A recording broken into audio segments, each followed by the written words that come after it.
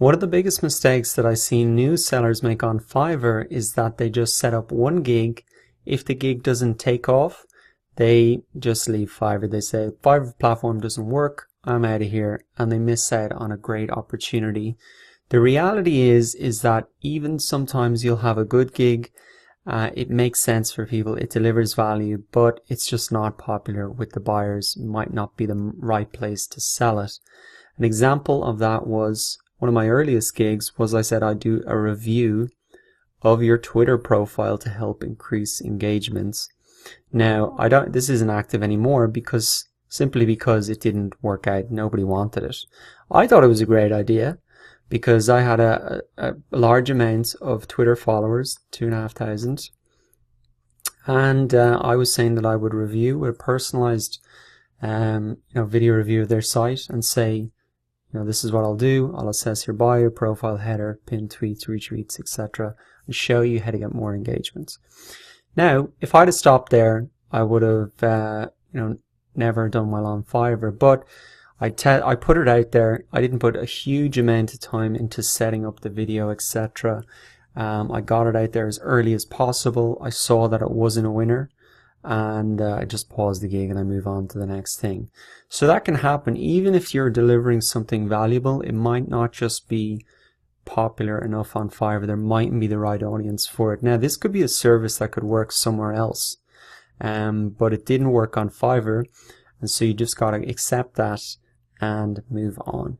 So what I would encourage you to do is to take advantage of as many gigs that your level allows you to do, and to set up as many gigs as possible.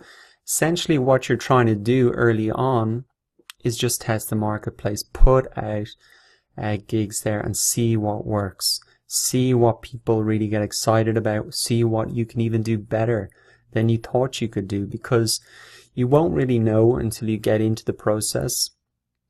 And some gigs that you set up, you'll find efficiencies and ways of doing it better and ways of delivering more value that you can't really find in some of the other things that you offer.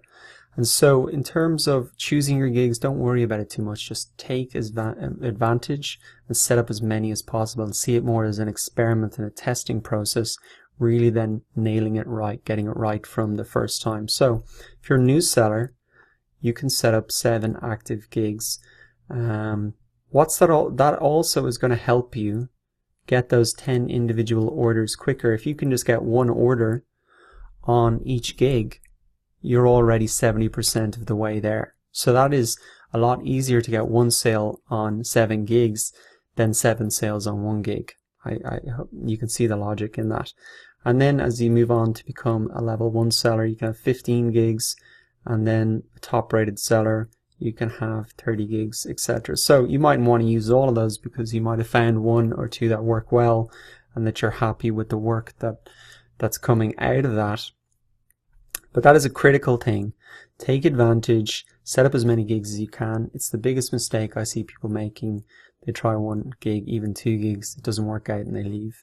So don't make that mistake, and set up as many gigs and just test the marketplace.